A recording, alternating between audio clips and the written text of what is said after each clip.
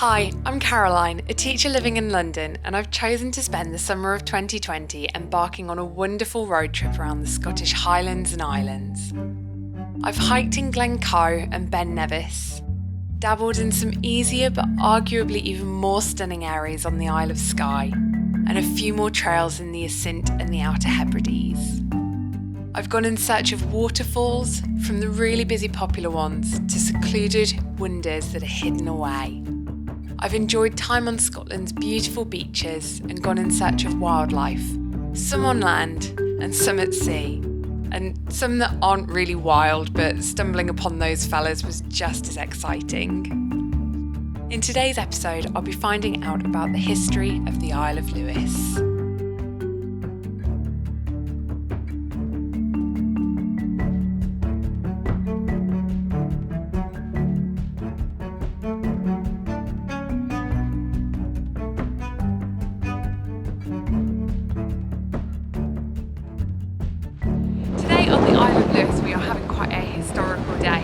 Island has got plenty of rich history. Our first stop is the Arnol Blackhouses, which is what you can see behind me. The Blackhouses and why they're called that have many different reasons, or people have tried to come up with many different reasons, but one of them is that all of the Blackhouses would have a fire made out of peat burning in the middle of it continuously. It was never allowed to go out. But there was no chimney, which the locals saw as being a good thing because it meant that there was not the risk of chimney fires. But the downside of that was obviously all of the soot that was coming off of the peat fire would just get caked on the walls on the inside, and therefore making them black, and hence the term blackhouses. One of the advantages to having all of that soot just sticking to all of the walls was that it tended to kill a lot of the bugs, so that wasn't an issue. The house, we were actually quite surprised that it's as big as what it is, but we have learned that the people would live in the house along with their livestock as well. And historically this is the sort of property that people lived in on the island. However, when it got as late as about the 1970s, that is when health and safety started to step in and said that it wasn't really safe that people were living in these conditions under the same roof as their animals, and that animals should be kept separate. And I believe that the last humans moved out of living in black houses at a village, I think it's called Gearrannan Village, which is a little bit further south. We're going to be heading to that in a short while.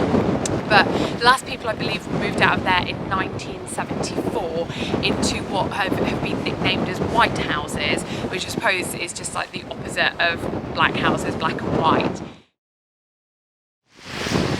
So the black houses were made out of dry stone wall, which is what you can see here. It's called dry stone because there's no cement that's holding them together.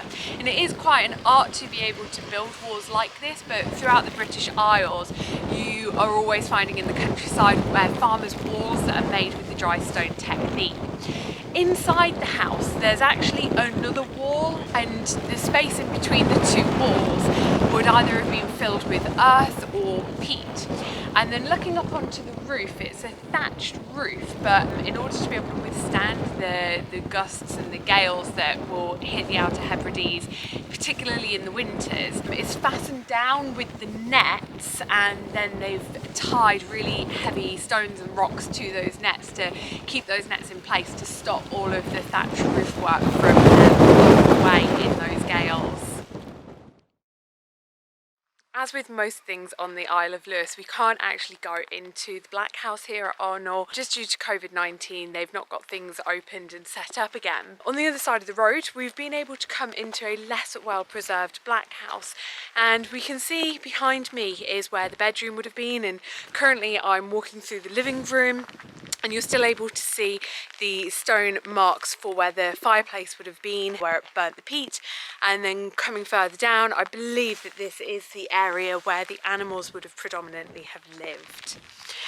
At the moment, I'm getting rained on because it is typical Scottish weather, But the reason for that being is that the thatched roofs of the cottages, they took a lot of maintenance, and of course as soon as people moved out of them, unless a trust had come along and taken over the cottages as a way of being able to preserve history, it did mean that the poor design and workmanship of them meant that those thatched roofs got blown off quite quickly. So hence why this is roofless, and hence why I'm getting rained on at the moment. So we've come along to the Gearrannan Blackhouse Village. So unlike Arnol, where we just were, where it was one restored black house and one ruined one, this one, outside of a COVID-19 world, would have at least a cafe, a shop. I believe a few of these have been turned into holiday lets, so if you wanted to rent one out for a week whilst on vacation here, it's possible.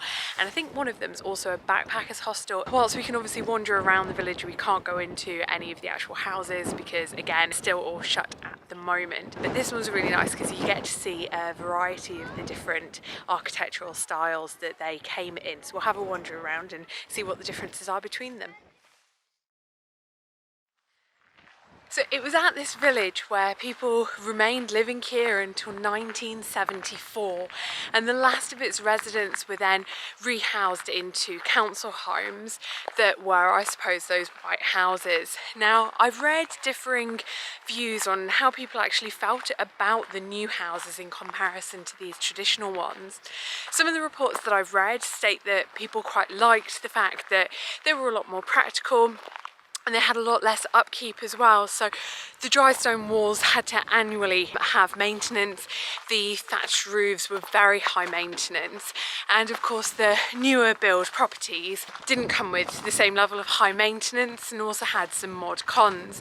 However, I've also read that some people who were moved out of the black houses really hated the new ones that they had to move into because they weren't anywhere near as well insulated as what these ones were. If I had to hazard a guess, I think that probably the younger generations were the ones who were a lot more accepting of the new places, and I probably hazard a guess that it's the older generations who weren't so happy about moving out of these into those newer properties. One of the great things about the black houses is that they are sustainably built, so it's using natural resources, the thatched roof, the wood underneath, the dry stone walls, and those natural resources have all come from the local area as well. And then in addition to that, you might be able to see behind me there is a pile of peat bog that has been specially cut up from local moorland, and it's piled up to dry out. It takes quite a while to dry out, but that is what they would use traditionally in that fire that constantly burns 24/7 in the centre of the house. So everything I had read was explaining that the whole idea of the black house was because there was no chimney in it, and therefore the soot from the fire was creating the inner walls to be really black, which then became very confusing when we've turned up here and all of these black houses have got chimneys on them. But it turns out that the chimneys were actually added at a later date with the understanding of the amount of soot and damage that it was causing and extra cleaning that was having to be done due to there not being any chimneys. So they came along later, but they came along after they'd already been nicknamed the black houses.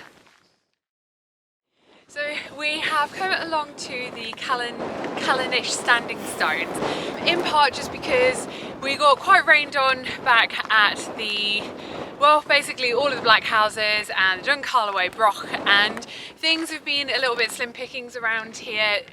There's few and far businesses to go to anyway, and then throw in COVID-19 where a lot of things are closed, and we got a little bit lucky by coming back to the Callanish Standing Stones. Their cafe was open until 3, so we've just managed to get in there before closing time. So we got the coffee, and it seems a shame whilst the heavens are holding off to go and sit back in the car, so we just figured whilst we're drinking our hot drinks and warming up a little bit, we might as well take a wander up there.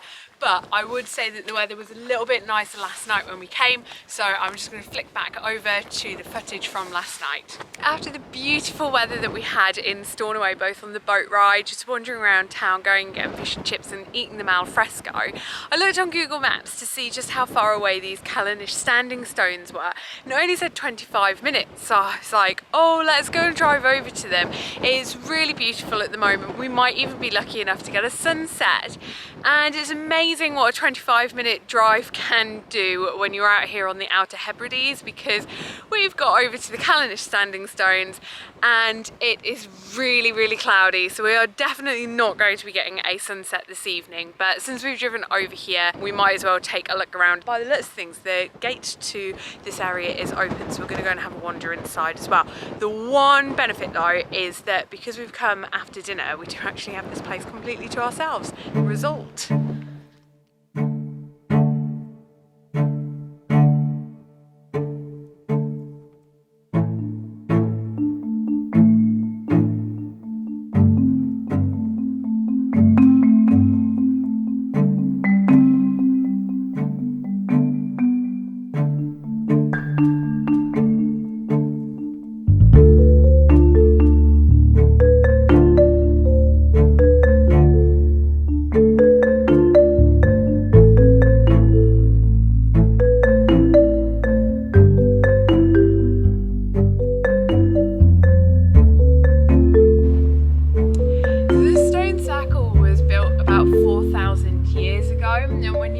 To appreciate the fact that they didn't have any of the sorts of machinery that we have today, it really does put into perspective just how impressive it is that communities were able to come together and work with brute force and really basic tools to be able to put all of these up.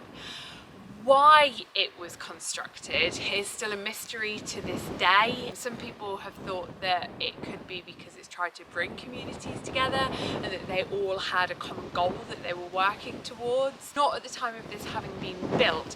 It was discovered that the central part was used as a burial chamber, so when bodies had been cremated, they were put into pots that were then holes dug in the middle and pots were put into there. But that was much later on than when these were put up. Therefore, you wouldn't have thought that it was one of those reasons for it being a burial place. Another potential cause for having built this could have been as a place to gather for things like community meetings, or potentially even as a place to worship.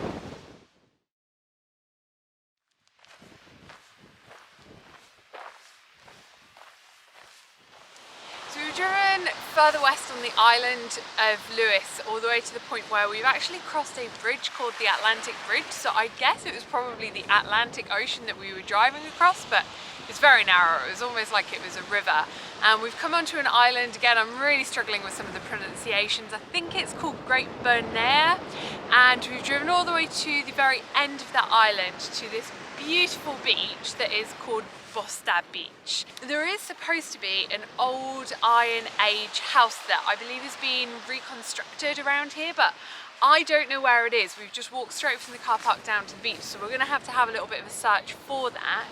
But coming down to the beach, we've seen this bell. We think it might be a tidal bell because we've heard that there's several of them, and when the tide comes in and the waves hit it, it obviously makes the bell chiming sound. I'm not too sure what the purpose of that is. I've never seen one of these before.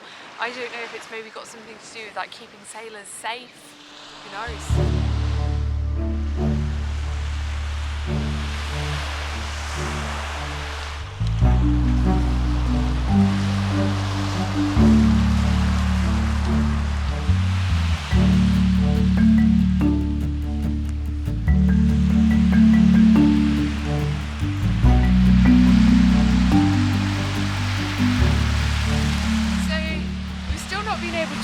The Iron Age house, but if the pictures were anything to go by, I don't actually think that we need to be down on the beach. I've got a feeling that we might need to go back up into the hilly grassy dunes, and it might be up there, but we'll wander along the beach first and then we'll start exploring up on the dunes.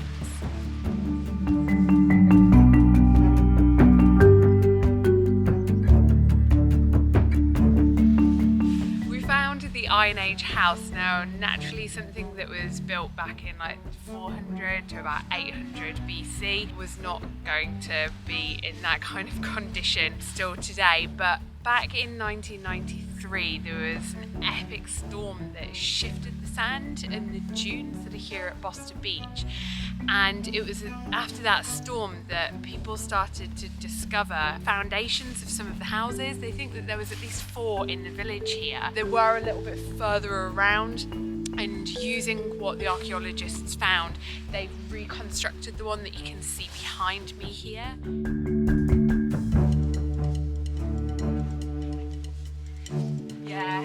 Bostadh Iron Age House and Burnair Museum.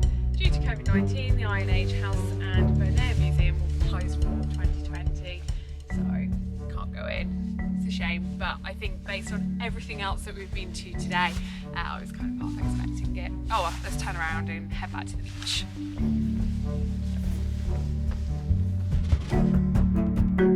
Whilst I might be nearing the end of my Scottish road trip, I'm rewarded with some spectacular farewell weather and make the most of it by exploring a handful of the beaches of Uig. I make one last pit stop at a wonderfully tiny whisky distillery, and I have a go at tasting the stuff for the first time. If you haven't done so already, be sure to hit that subscribe button so you can join me in my adventures.